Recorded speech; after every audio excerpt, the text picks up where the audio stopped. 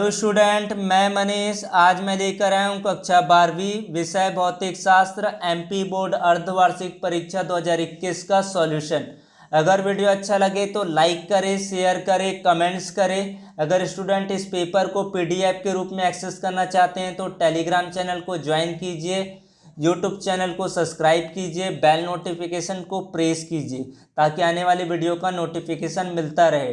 Telegram channel का link मैंने description में दिया है। आज की वीडियो में मैं लेकर आया हूं भौतिक शास्त्र में दिए गए मल्टीपल चॉइस क्वेश्चन और आंकिक प्रश्नों का हल। तो वीडियो को अंत तक जरूर देखें और लाइक और सब्सक्राइब करना ना भूलें। प्रश्न क्रमांक पहला है, सही विकल्प चुनकर लिखिए। जिसका पहला प्रश्न पूछा गया है, विद्युत चुंबकीय प्रेरण में प्रेरित विद्युत वाहक बल निम्न में से स्वतंत्र होता है। फ्लक्स में परिवर्तन, कुंडली का प्रतिरोध, फेरों की संख्या या समय। तो प्रेरित विद्युत वाहक बल स्वतंत्र होता है फ्लक्स में परिवर्तन से। दूसरा प्रश्न है, स्वप्रेरकत्व का मात्रक है। स्वप्रेरकत्व का मात्रक होता है वेबर, हेनरी, फैराडे, एम्पियर। तो स्वप्रेरकत्व का मात्रक होता है हेनरी। तीसरा प्रश्न है, एक परिनलिका की कुल लंबाई को अपरिवर्तित रखते हुए परिनलिका में फेरों की संख्या दोगुनी कर दी जाती है तो उसका स्वप्रेरकत्व हो जाएगा 2 गुना, 4 गुना, आधा या वर्ग के बराबर। तो फेरों की संख्या दोगुनी कर दी जाती परिनलिका में तो उसका स्वप्रेरकत्व 4 गुना हो जाता है। चौथा प्रश्न है, चुंबकीय फ्लक्स का एसआई मात्रक है वेबर, गाउस, टेस्ला, आर्स्टीड। तो इसका सही उत्तर होगा वेबर। चुंबकीय फ्लक्स का एसआई मात्रक, एसआई स्टैंडर्ड मात्रक होता है वेबर होता है। प्रश्न क्रमांक 5, भंवर धाराओं का उपयोग किया जाता है धारा मापी को रोडोल बनाने में, चाल मापी में, विद्युत ब्रेक में या सभी में। तो उपयुक्त सभी में भंवर धाराओं का उपयोग किया जाता है। प्रश्न क्रमांक 6, दो कुंडलियों के बीच अन्योन्य प्रेरकत्व द्वितीय कुंडली में प्रेरित विद्युत वाहक बल के बराबर होता है, जबकि प्राथमिक कुंडली में धारा क्या होना चाहिए, 1 एम्पियर पर नियत रखी जाती है, 1 एम्पियर से शून्य कर दी जाती है, 1 एम्पियर प्रति सेकंड की दर होती है या इनमें से कोई नहीं। तो दो कुंडली के बीच अन्योन्य प्रेरकत्व द्वितीयक कुंडली में प्रेरित विद्युत वाहक बल के बराबर होगा यदि 1 एम्पियर प्रति सेकंड की दर होगा तभी। उसके बाद 7वां प्रश्न है, एक संधारित्र अपने में से गुजर जाने देता है केवल डीसी को, केवल एसी को, डीसी तथा एसी दोनों को, ना एसी को और ना डीसी को। तो इसका सही उत्तर होगा केवल एसी को जाने देता है। एक संधारित्र अपने में से गुजर जाने देता है केवल एसी को, अल्टरनेटिंग करंट को। अगला प्रश्न है, प्रत्यावर्ती परिपथ में वाटहीन धारा होती यदि परिपथ है केवल आर, आरएल, आरसी, केवल एल। तो प्रत्यावर्ती परिपथ में वाटहीन धारा होती यदि परिपथ में क्या हो, केवल कुंडली हो। उसके बाद है 9वां प्रश्न, प्रतिघात का मात्रक है। प्रतिघात यानी कि प्रतिबाधा का जो मात्रक होता है वो क्या होता है, ओम, ओम इनवर्स, एम्पियर, वोल्ट। तो प्रतिघात का एसआई मात्रक होता है या प्रतिघात का मात्रक होता है ओम। 10वां प्रश्न है, परिपथ की अनुनादी आवृत्ति होती है।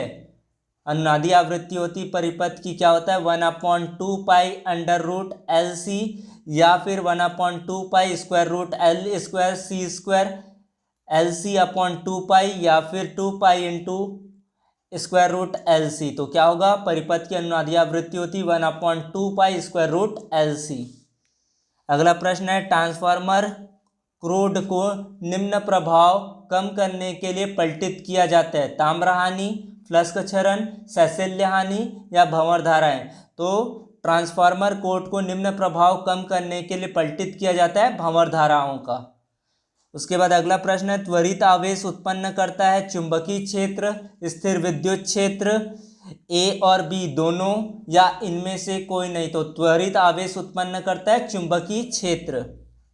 अगला प्रश्न है, विस्थापन द्वारा निम्न में उत्पन्न होती है परावैद्युतांक माध्यम, तांबे के तार, निर्वात या वायु। विस्थापन द्वारा निम्न में उत्पन्न होता है निर्वात। अगला प्रश्न है, निम्न में से किसकी आवृत्ति सबसे कम होती है, गामा किरणें, दृश्य प्रकाश और रक्त विकिरण, पराबैंगनी विकिरण। तो इसका सही उत्तर होगा गामा किरणें। अगला प्रश्न है, निम्न में से कौन सा विद्युत चुंबकीय तरंगे नहीं है? गामा किरणें, एक्स किरणें, ध्वनि तरंगे, रेडियो तरंगे। तो इसका सही उत्तर होगा ध्वनि तरंगे। विद्युत चुंबकीय तरंग नहीं होता है। उसके बाद अगला प्रश्न है, विद्युत चुंबकीय तरंगों के आविष्कारक है? इनके इन्वेंशन किसने किया? मैक्सवेल ने, हर्ट्ज ने, सी बोस ने या मार्कोनी ने? तो विद्युत चुंबकीय तरंगों के आविष्कारक है मैक्सवेल। उसके बाद अगला प्रश्न है, व्यतिकरण होता है अनुदैर्घ्य तरंगों में, अनुप्रस्थ तरंगों में या दोनों में या फिर इनमें से कोई नहीं? तो व्यतिकरण की जो घटना होती है वो दोनों में होती है, अनुप्रस्थ तरंगों में भी और अनुदैर्घ्य तरंगों में भी होता है। अगला प्रश्न है, ज्यामितीय छाया में प्रकाश के अतिक्रमण को कहते हैं? ज्यामितीय छाया में प्रकाश के अतिक्रमण को कहते हैं व्यतिकरण, विवर्तन, ध्रुवण, अपवर्तन। तो ज्यामिति में प्रकाश के अतिक्रमण को कहते हैं विवर्तन। अगला प्रश्न है, प्रकाश के व्यतिकरण में ऊर्जा क्या होती है? संरक्षित होती है, नष्ट हो जाती है, उत्पन्न होती है, इनमें से कोई नहीं? तो प्रकाश के व्यतिकरण में ऊर्जा संरक्षित हो जाती है। अगला प्रश्न है, तरंगे एक स्थान से दूसरे स्थान तक संचरण करती है? द्रव्य, ऊर्जा, आयाम या तरंग दैर्घ्य? तो इसका उत्तर होगा तरंगे एक स्थान से दूसरे स्थान तक तरंग दैर्घ्य के माध्यम से संचरण करती है। अगला प्रश्न है 21वां प्रश्न है, एक तरंगार्घ के किन्हीं दो बिंदुओं के मध्य कालांतर होता है? 0, π/2, π/4, पाई। तो एक तरंगार्घ के दो बिंदुओं के बीच कालांतर 0 होता है। अगला प्रश्न है, आंकिक प्रश्न पूछा गया है, एक कुंडली का स्वप्रेरकत्व 20 मिली हेनरी है। यदि कुंडली में 0.3 सेकंड में धारा 10 एम्पियर से घटकर 7 एम्पियर रह जाती है तो इसमें प्रेरित विद्युत वाहक बल की गणना कीजिए। तो यहाँ पर क्या दिया है? प्रेरकत्व 20 मिली हेनरी। तो इसका हेनरी में मान कितना हो जाएगा? 20 गुना 10 की घात ऋण 3 हेनरी। और यहाँ पर जो dt क्या है? यहाँ पर समय कितना दिया है? 0.03 सेकंड दिया है। और di यानी कि धारा का मान कितना हो जाता है? यहाँ पर 7 में से 10 को घटा देंगे यानी कि हो जाएगा यहाँ पर -3 एम्पियर। और जो विद्युत वाहक बल का मान होता है वो क्या होता है? -L di/dt होता है। तो सूत्र में मान रखेंगे तो क्या हो जाएगा? -20 इंटू di का मान 10 की पावर रेशियो -3 इंटू -3/0.03। तो इसका उत्तर हो जाएगा, यहाँ पर आएगा 2 वोल्ट होगा। तब प्रेरित विद्युत वाहक बल का मान 2 वोल्ट होगा। सूत्र में मान रखने पर उनको कैलकुलेट करने पर जो प्रेरित विद्युत वाहक बल का मान प्राप्त होगा वो 2 वोल्ट प्राप्त होगा। अगला प्रश्न है, इन सभी प्रश्नों को आप हल कर सकते हैं। मैं सिर्फ अभी आंकिक प्रश्न और मल्टीपल चॉइस क्वेश्चन को बता रहा हूं। तो अगला प्रश्न है, 2 माइक्रोफैरड धारिता के समांतर पहिका संधारित्र के बीच वोल्टता 5 वोल्ट पर सेकंड की दर से परिवर्तित हो रही है।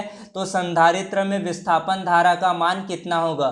तो यहाँ पर क्या बताया? कैपेसिटर बताया यानी कि धारिता बताया। 2 माइक्रोफैरड है। माइक्रोफैरड को फैरड में चेंज करेंगे तो कितना हो जाएगा? 2 गुणा 10 की घात ऋण 6 फैरड। और यहाँ पर संधारित्र के बीच वोल्टता की जो दर है वो कितना दिया? dV/dt दिया गया है 5 वोल्ट पर सेकंड। और हम लोग जानते हैं कि ID विस्थापन धारा क्या होता है? ID इक्वल टू होता है C इंटू dV/dt होता है। सूत्र में मान रख देने पर क्या हो जाएगा? ID इक्वल टू C, धारिता कितना है? 2 गुणा 10 की घात 6, 10 की घात ऋण 6 गुणा dV/dt का मान है 5, 2 पंचे हो जाएगा 10 गुना 10 की घात ऋण 6, यानी कि ID विस्थापन धारा का मान कितना होगा? 10 की घात ऋण 5 एम्पियर होगा।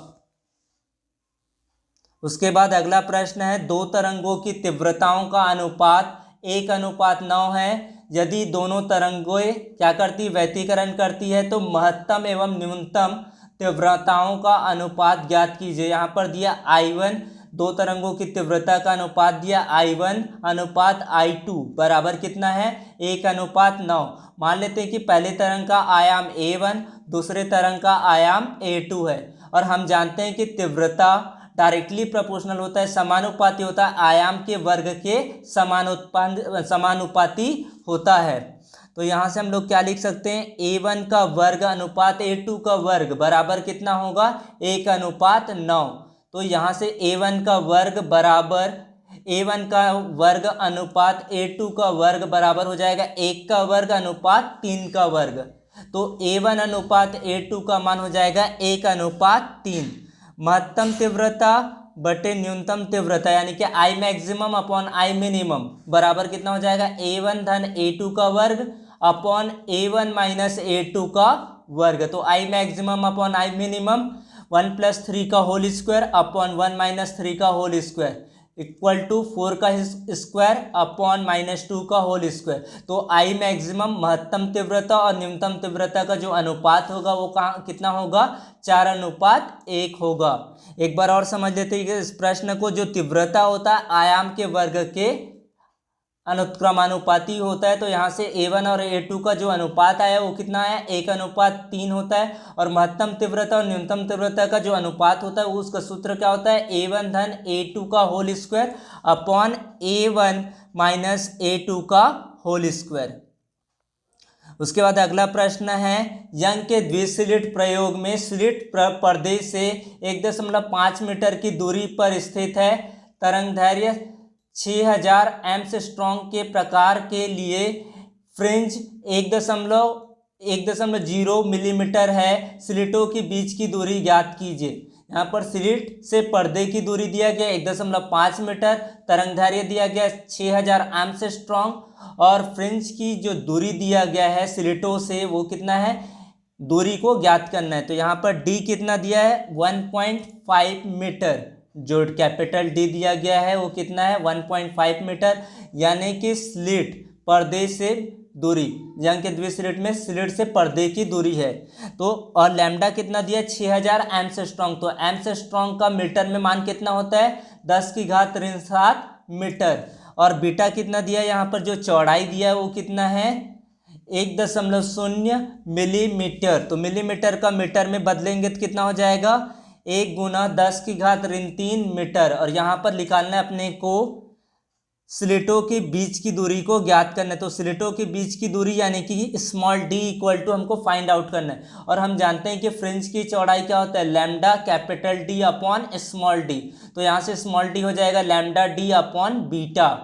तो यहाँ से 6×10⁻⁷ लैम्डा का मान गुणा कैपिटल डी कितना है, कैपिटल डी का मान है 1.5 अपॉन बीटा, बीटा का मान है 1×10⁻³ जब इनको हल करेंगे तो डी का मान कितना हो जाएगा, 9.0 गुणा 10⁻⁷ गुणा 10⁻3।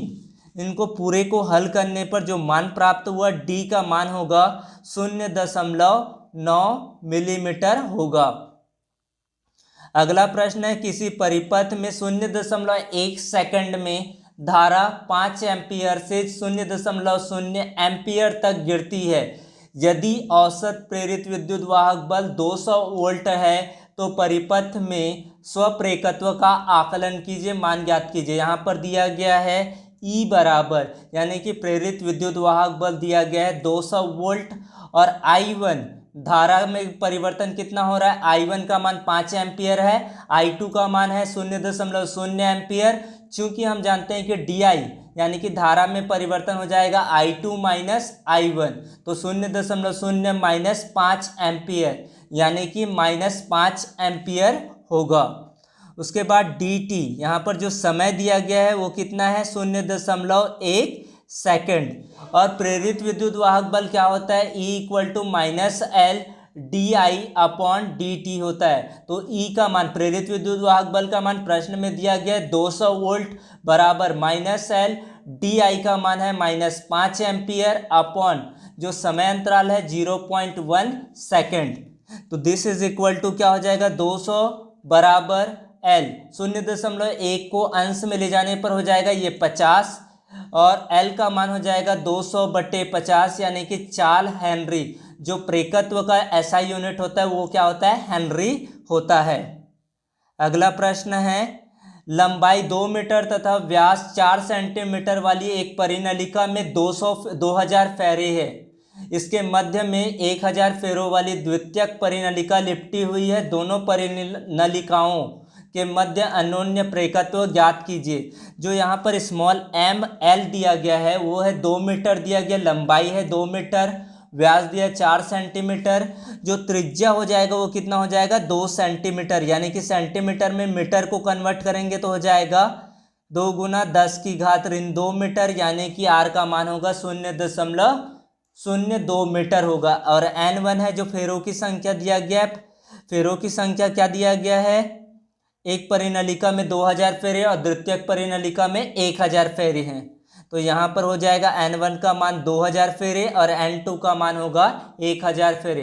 तो M का मान होता है M, यानी कि यहाँ पर हम लोग क्या निकाल रहे हैं, अन्योन्य प्रेरकत्व। अन्योन्य प्रेरकत्व को M से दर्शाया जाता है, जिसका सूत्र क्या होता है μ0 N1 N2 इंटू ए क्या होता है एरिया, यानी कि क्षेत्रफल अपॉन स्मॉल एल। मतलब अन्योन्य प्रेरकत्व कितना हो जाएगा 4 पाई, μ0 का मान कितना होता है 4 पाई इंटू 10⁻⁻⁷ N1 का मान 2000 गुणा N2 का मान 1000 गुना जो एरिया होता है पाई आर स्क्वायर होता है, तो पाई इंटू हो जाएगा 0.02 का होल स्क्वायर। इन सबको अन्योन्य हल करने पर होगा अन्योन्य प्रेरकत्व का मान 1.58 इंटू 10⁻⁻³ हेनरी। अगर वीडियो अच्छा लगे तो लाइक करें, शेयर करें और कमेंट्स करें। अगर इनके पूरे पेपर को देखना चाहते हैं तो टेलीग्राम चैनल को ज्वाइन अवश्य करें और वीडियो को लाइक ज़रूर करें, शेयर कीजिए, क्योंकि इतने मेहनत से मैं इस वीडियो को तैयार किया हूँ। Thank you.